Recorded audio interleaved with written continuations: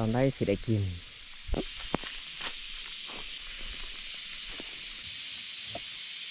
ต้นสลีมันหักพอกินแล้วสำนี้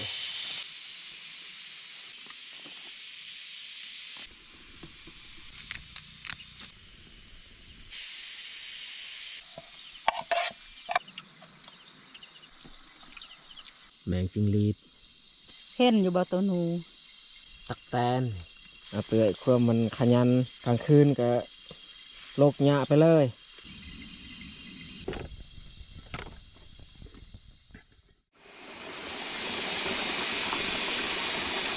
กราบทักทายสบายดีพ่อแม่พี่น้องเบิดสู่คู่สู่คนตาสบายดีเมื่อทุกคนสำหรับวันนี้ข่อยกับผ้าเตื้อยย่างเข้าไปให้ตอนนี้ก็เวลา3 โมงแรงจุดประสงค์วันนี้นี่แม่เฮาผ้าไปเบิ้งเข้าให้หรือว่าไปนอนให้เพราะว่าด้นเลยเฮาบ่ได้เข้าไปเบิ้งไปนอนอยู่ให้ก็เลยวันนี้มีโอกาสมานอนมาเบิ้งบรรยากาศตอนกลางคืนยานว่าสัตว์ป่ามันเข้ามากินเข้าให้ของพวกเฮาก็เลยวันนี้มาเบิ้งน้ำกันไปเราไปติดตามเบิ้งติดตามชมกับพวกเฮาได้ยาวๆเลย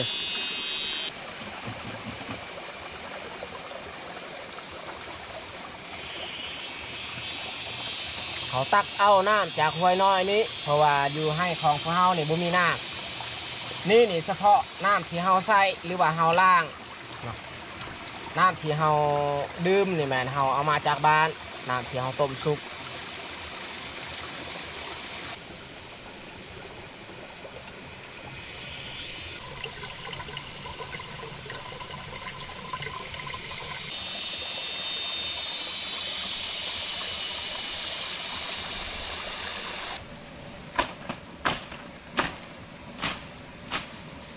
ทางหญ้าตามเส้นทางเพราะว่ามันหกด้นเลยเขาบ่ได้มาทางหกหลายแทงช่วงหน้าฝนแบบนี้นี่หญ้ามันขึ้นไว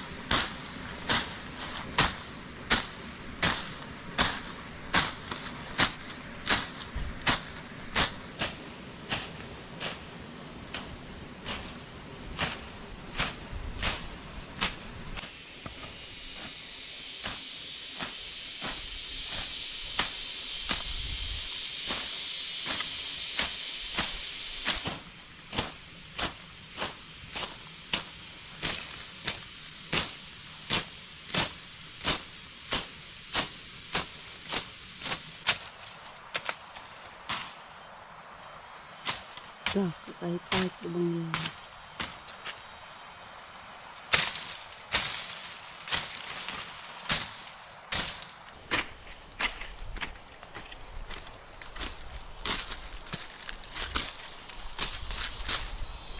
ตอนนี้เอาทางหญ้ากะ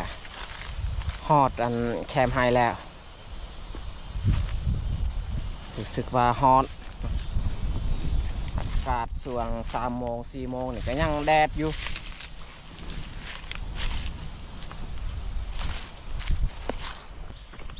หอมมาตอนแรกนี่เขาให้ในส่วนลายมันงอลงลุมใบของมัน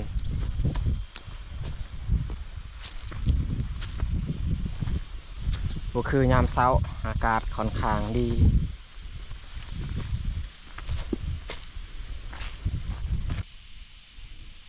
แค่แน่มานั่งอยู่เที่ยงเย็นลมพัดวิว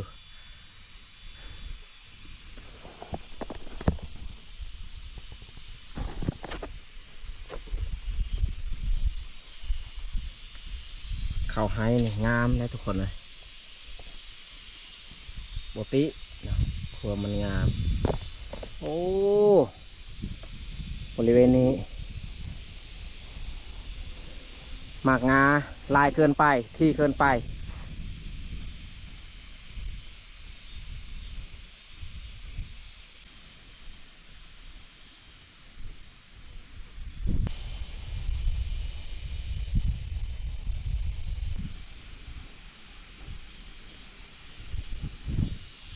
เห็ดยังอะเตย ลกออกมางา โอ้ มันที่โพด ลกต้นมะงาออกอยู่ลุ่มแห้งทีคักทีแน่เอาลกไปก่อนลกไปก่อน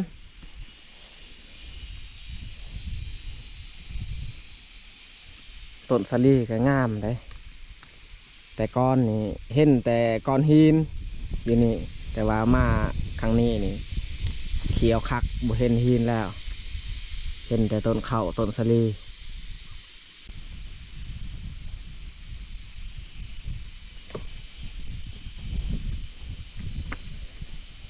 ส่วนค่อยก็สิเอาเข้ามาหุ้งไว้ก่อนเพราะว่าตอนนี้ก็4 โมงแล้วดอมนี่แลบลีนสงสัยเมื่อยคือกันย่างมาจากบ้านอากาศร้อนแดดเอาทางหญ้าเส้นทางเมื่อกี้ก็รู้สึกว่าเหือแตกเหือแตน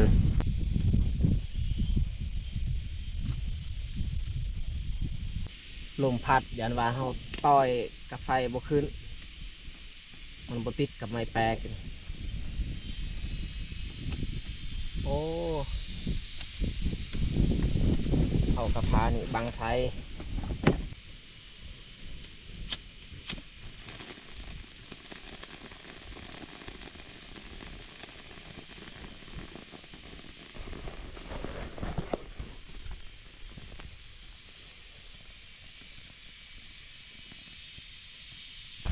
ข้าวสารที่เราจะเอามาหุงสำหรับตอนแรงวันนี้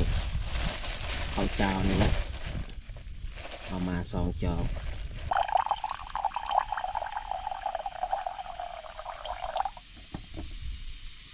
สำนี้ก็น่าจะพอดีแล้ว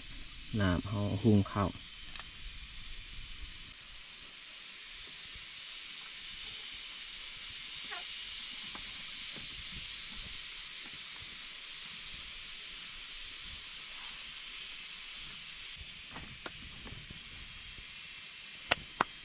เรียบร้อยไม่แต่เขาบันซา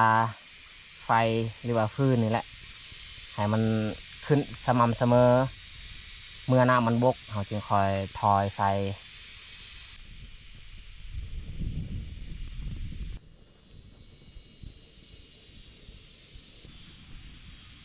ล่มตลอดมันสิสุกไว้อยู่บ่แบบนี้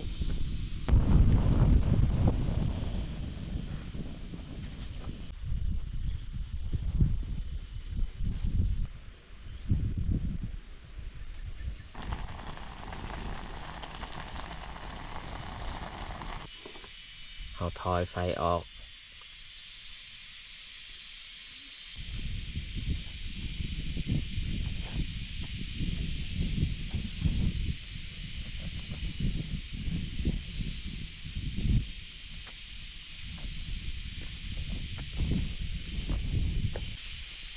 เกิดลกแล้วบริเวณนี้ต้นเขาหัวจากวาวเลยเผื่อมันงามต้นมันอ่อนๆเขียวคักเขียวแน่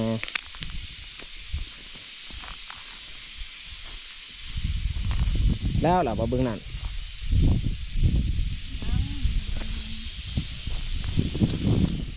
ลกเบิ่งนั่นก่อนก็ได้แล้วจึงคอยมาลกที่นี้นี่บอลที่ลายสุด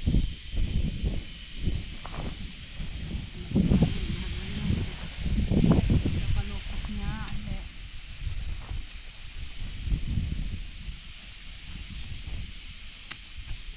โอ้สาลีตอนได้สิได้กิน เดือน8เดือน9อันเลยได้กิน เดือน8เดือน9น่าจะมีมากบอกว่าจะเป็นสาลีมากแตงมีมากแล้วช่วงนั้น ข้าวของเฮานี่ตอนนี้นี่เฮาเบิ่งว่าต้นของมันนี่งามยันว่าบ่ทับทน จะได้คือว่าบ่รับผล ยันว่ามันตายเพราะว่าตอนนี้มันงามบางเทื่อเดือน8เดือน9นี่บ่งาม อ๋อมันเป็นแนวนั้นอยู่บ่ เออ ก็ว่าอยู่ฮอดช่วงที่มันขึ้นห่วงใหม่มีโอกาสมันตายแต่มันเรื่อง ตอนนี้นี่บ่อยากเว้าต้นเท่า เขียวคักเขียวแน่ งามดีแต่ว่ายานว่าเดือนหน้านี่ตายกันอยู่ตายคือกัน โอ้ลมวิววิว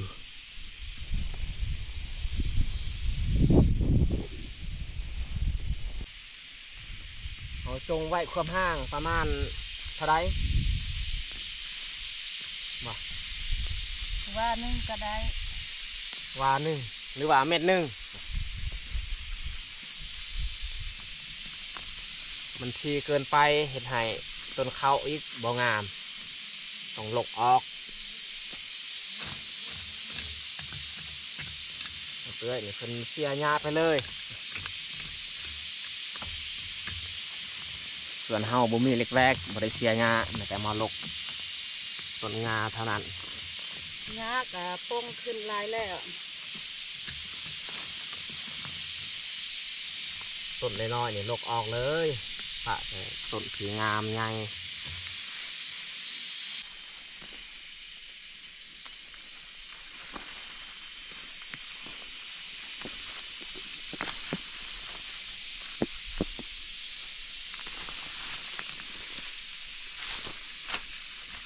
นี่ต้นที่ใกล้ๆต้นข้าวนี่ลกออก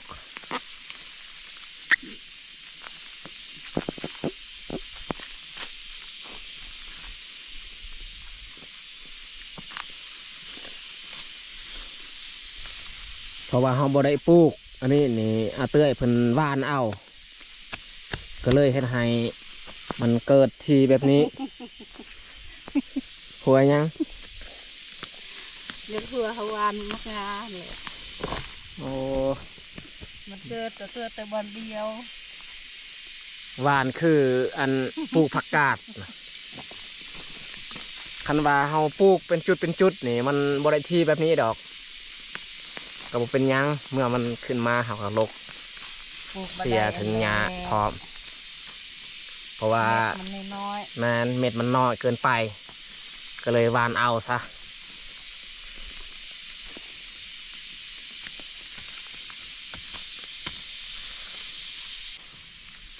บ่อนี้นี่งามสุดเลยต้นมะงา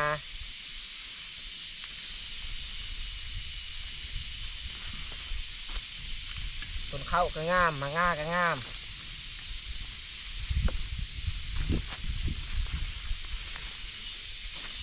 บอนนี้นี่ตอนนั้นเขาก็ได้โลกแล้ว ตอนมันยังน้อย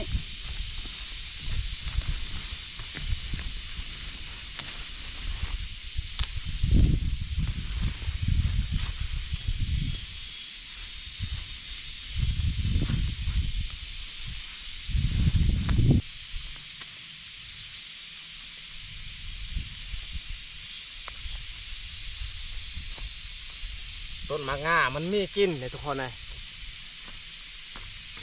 กลิ่นลักษณะแปลกๆคือกันเลย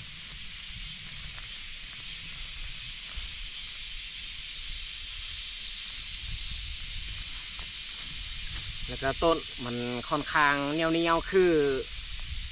ต้นใบยาสูบมันเป็นจังสั่นเลย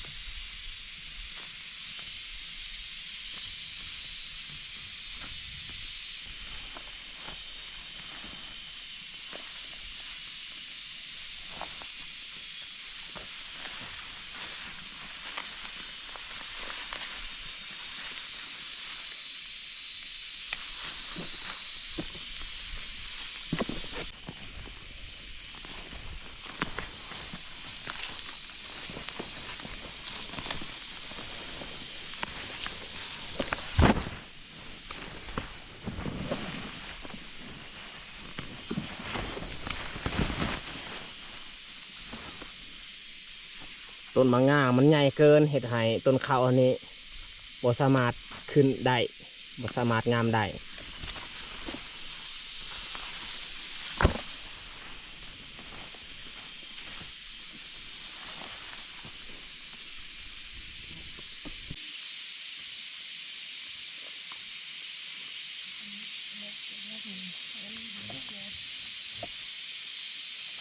เอาเตยลูกเตอแล้วหรือบ่แล้วกับบัวาคอยสิออกไปเก็บผักกาดอยู่บ่อนส่วนนั้นซาลีอยู่ใจบึงนั้น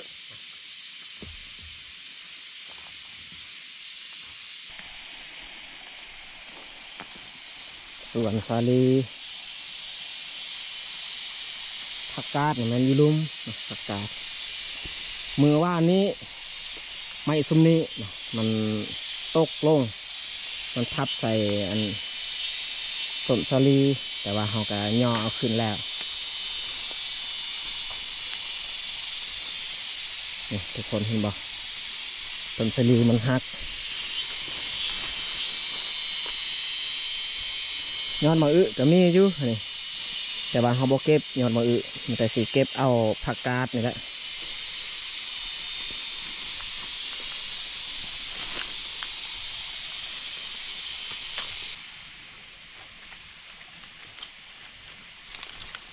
ผักกาดที่เขาปลูกเขาบ่ได้ใส่ปุ๋ยยังเลย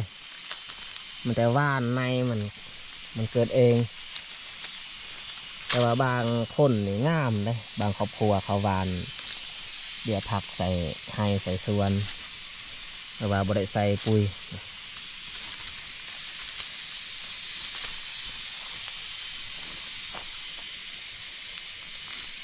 ลูกเบิดเลยซะ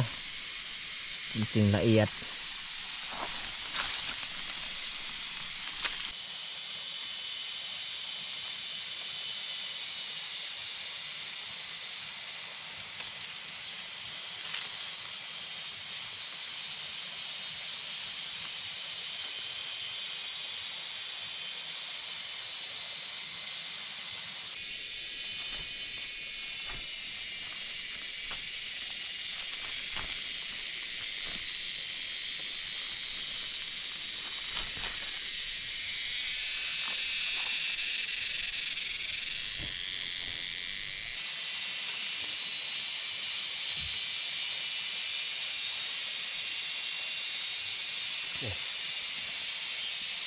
พอกินแล้วสำนี้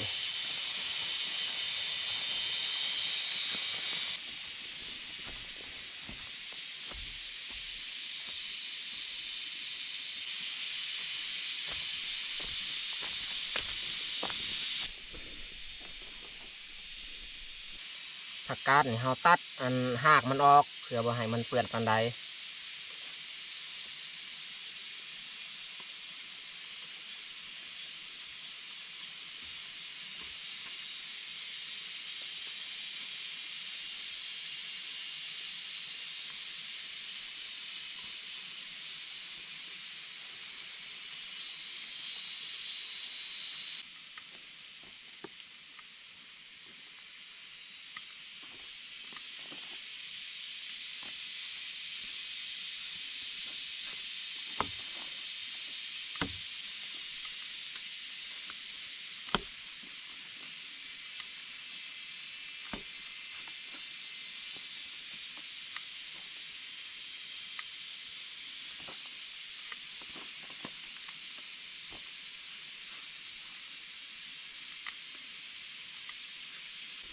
ผักที่เราตัดหักแล้วมันจะเราสีล้างอีกพอดีกิน2 คน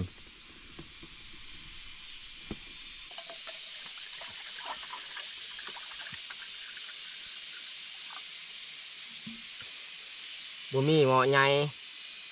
แต่ว่ามีหม้อหรือว่ากระซามใหญ่สบายเราล้างอันนี้หม้อน้อยเราล้างค่อนข้างยากแต่ว่าเราต้องล้างทีละน้อยทีละน้อย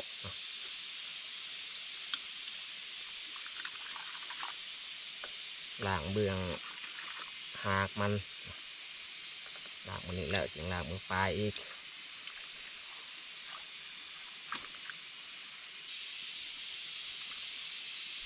เวลาเฮาล่างนี่เฮาต้องลิเลยใบมันแต่ว่าเฮาบ่ลิออกนี่มันติดขี้ดิน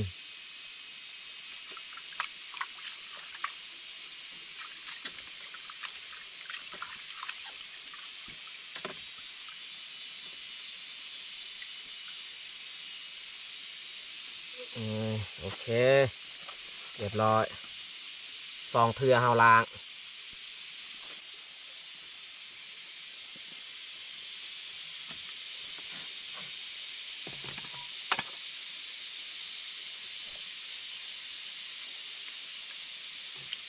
สุกพอดีเขาสุกละเอียดไฟกับมอดมันจะเขาสีดังไฟแล้วก็เห็ดของกินต่อพอจูดไฟถึงขึ้นแล้วมันจะสีอันดีอันเครียด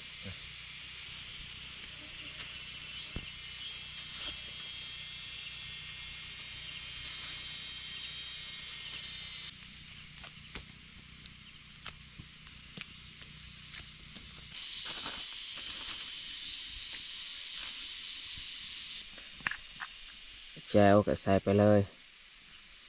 อยู่นี่เขาตำปนหมักเผ็ดเกลือเป็นนัวผักเทียม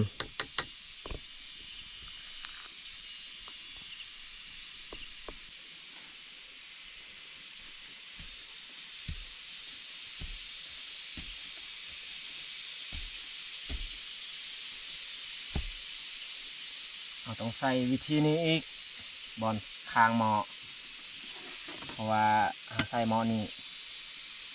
แบบนี้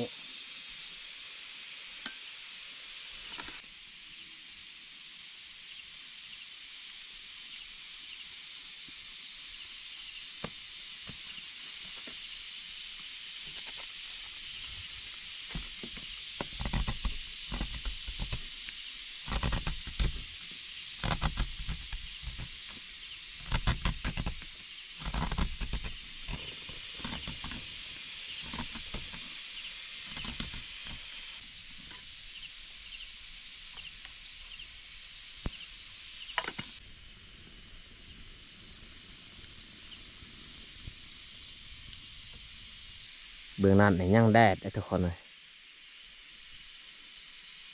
แต่ว่าบอลไฮเฮานี่เย็นดีแล้ว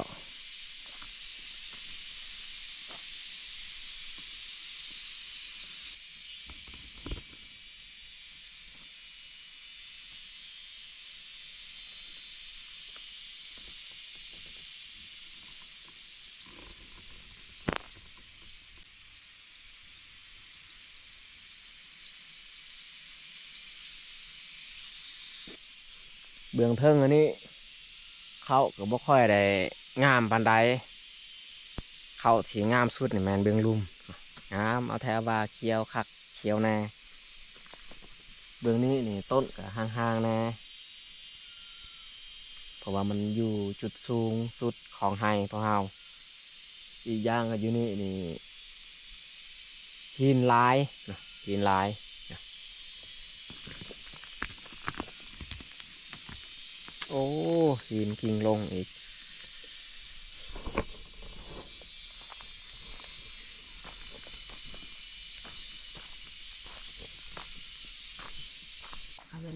เขาต้มค่อนข้างโดนบ่ให้เนื้อเครียดมันแข็งลายส่วนผักกาดนี่เขาใส่ประมาณ2-3 นาทีก็สุกผักกาดอ่อนเอาผักลงเลยกบที่เขาต้มก็มันจะเปื่อยแล้ว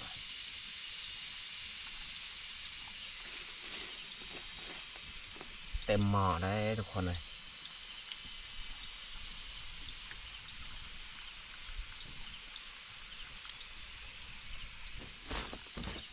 จงไว้ซะ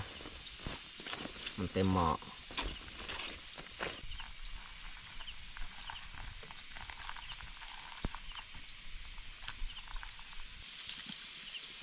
ปลาบะอยู่นี้เอาสิพาเตื่อยยางไปอาบน้ำก่อนแล้วจึงคอยกลับมากินข้าว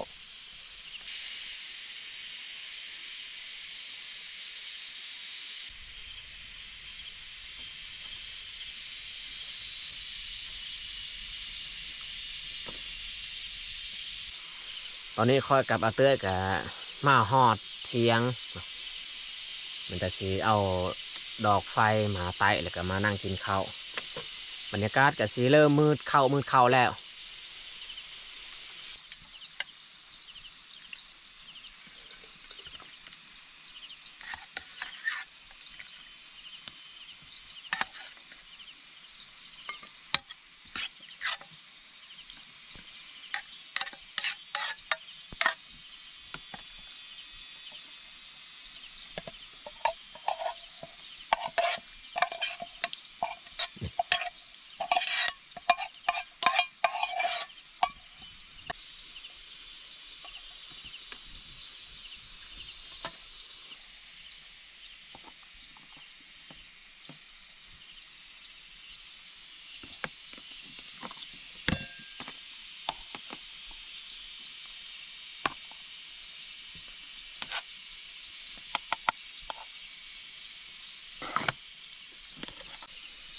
เรียบร้อยสำหรับข้าวปลาอาหารตอนแรกวันนี้ได้แต่สำนี้แหละจัดผักข้าวเรียบร้อยเอามากินข้าวแรกน้ำกันมาพี่น้องมาแซบน้ำกันได้กินต้มพักด้นเลยบ่ได้กินผักกาด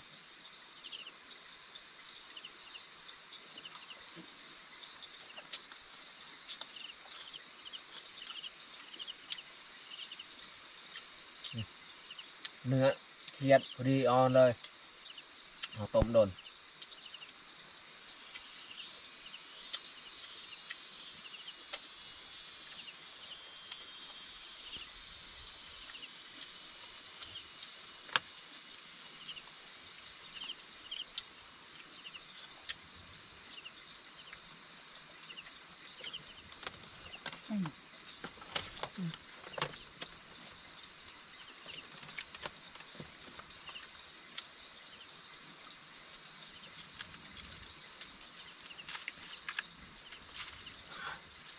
หมกตะกะแตน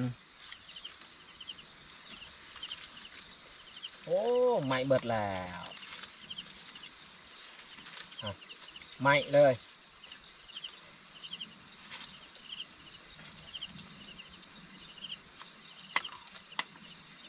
ก็ได้สิ้นแนวอื่นเพิ่นกะ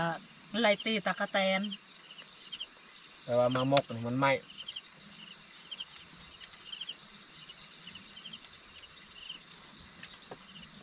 เอาดอมมาจะน้อยเอากินแล้วจึงคอยเลี้ยงดอม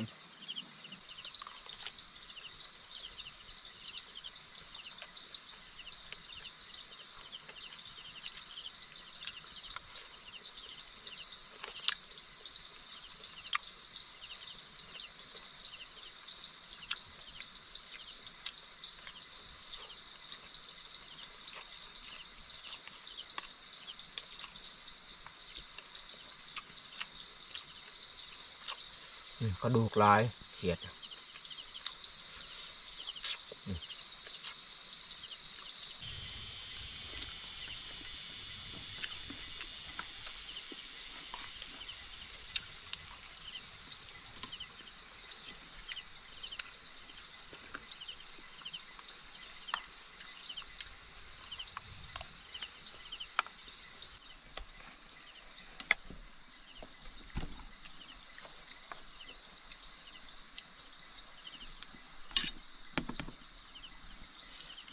กินตักกินให้อิ่ม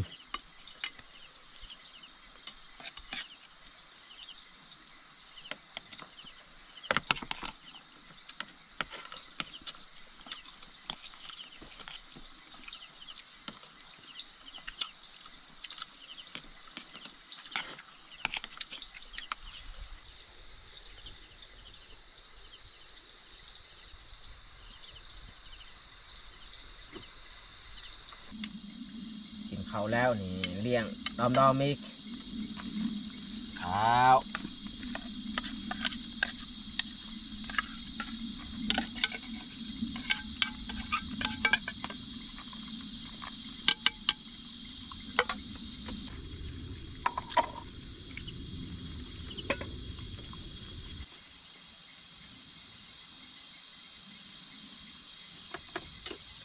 กินข้าวแล้วก็นั่งพักผ่อนก่อนจังน้อยสิพามาเบิงอยู่กลางไฮเยียงเบิงว่ามีสัตว์อีกอย่างที่มันเข้ามา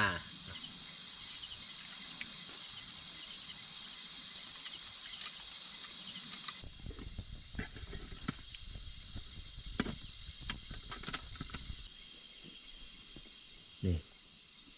แมงจิงรีดแมงอันนี้ก็กัดต้นเขาเพื่อกันใบสะลีมันก็กัด นี่ไปเด็ด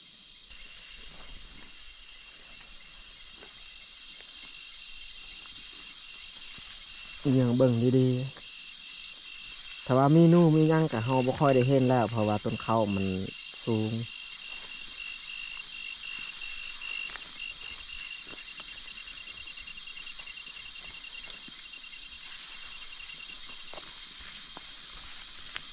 ให้ดอมไปสำรวจเบิ่งว่ามีนู่หรือบ่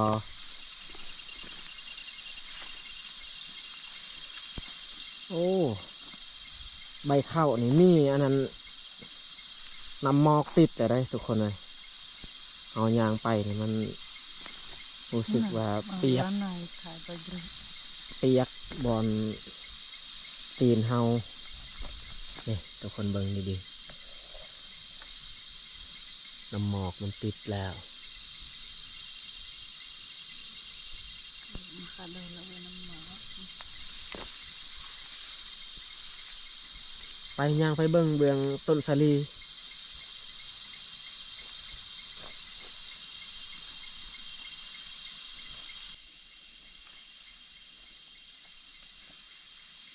เห็นอยู่บ่ตัวหนู บ่เห็น แต่ก็มาเบิ่งคืนนี้นี่หนูก็บ่ค่อยได้ขวดได้กินอันต้นข้าวบ่คือเฮานอนข้างกอนหันนอนข้างกอนนี่มันขวดกินต้นข้าวหากาแตกขึ้นมาใหม่แต่ว่าปัจจุบันนี้ต้นข้าวสูงแล้วบ่เห็นมีหยังแต่ก็ยังว่าบ่ได้มีแต่ทุกคนติดตามเบิ่งอีก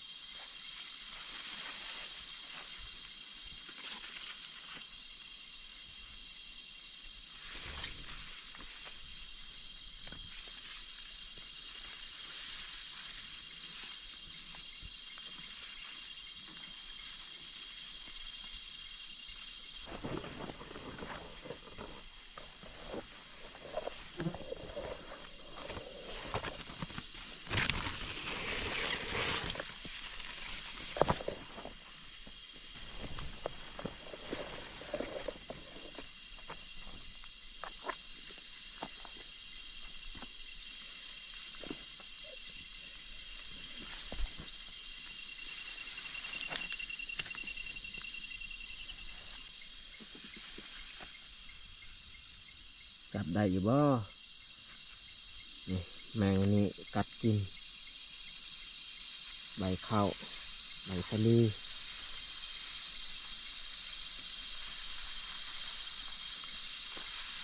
พูดเลยเอามาเอามาคนก็ เบิ่งดีๆได้เตะบางทีนี่นู่น บ่เห็นง่ายดอกมีต้นเขาต้นสลี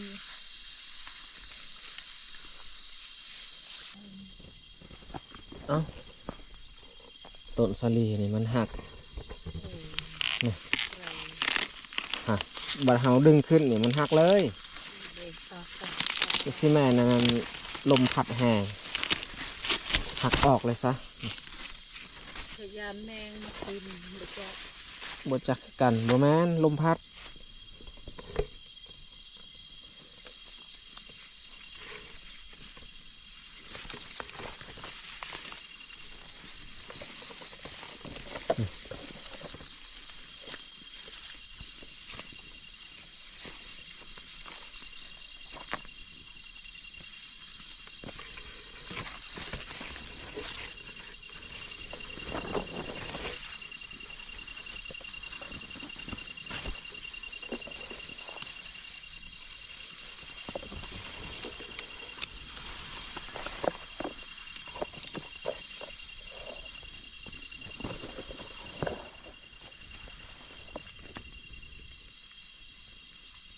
ตน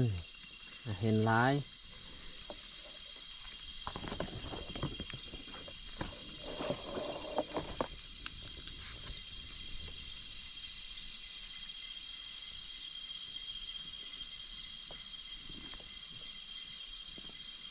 ไปกลับ เอาจิบลกหยา บ่มีหยัง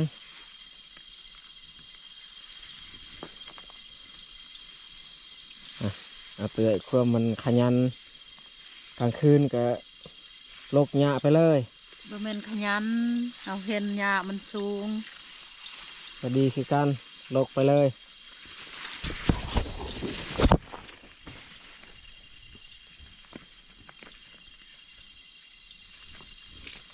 ดอมนี่ก็มายืนท่าคือกันดอมได้หนูอยู่บ่ดอมใส่หนู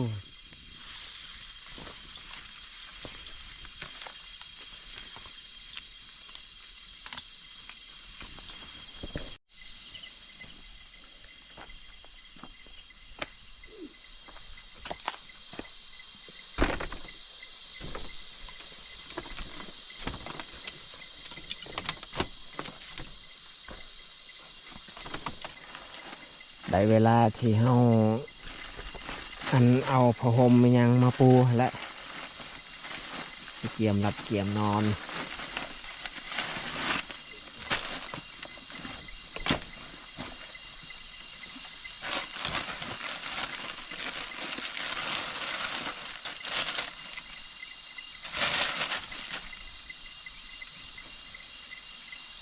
ผ้าห่มซองพื้น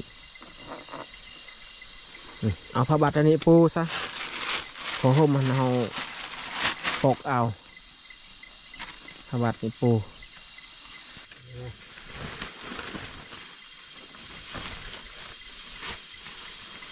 จำเลย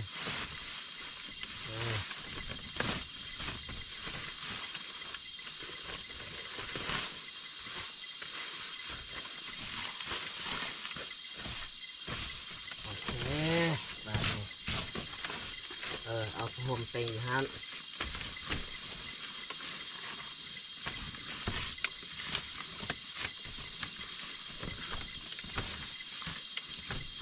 มาผ้าห่มปะอยู่นี่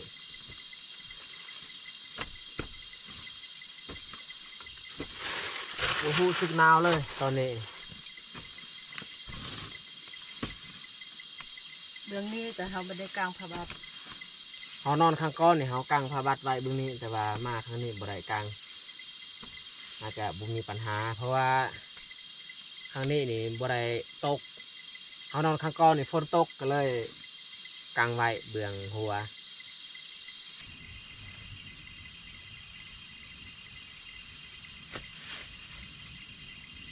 เขานอนนี่เขายังบ่ทันปกผ้าห่มดอกเพราะว่ามันยังบ่ทันรู้สึกหนาว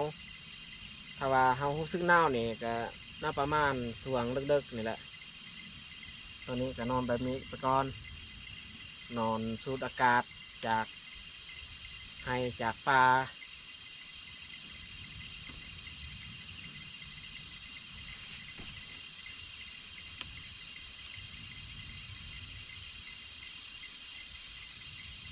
ยินแต่เสียงแมงที่มันหอกบูว่าแมงยัง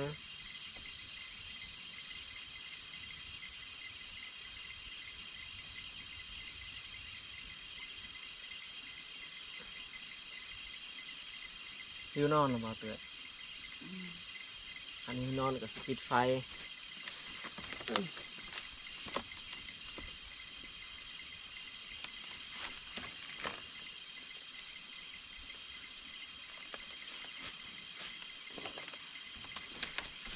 บรรยากาศอยู่ให้คักขนาด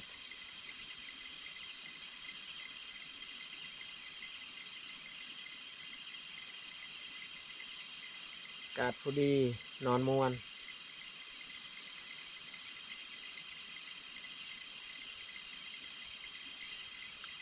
นอนก่อนทุกคน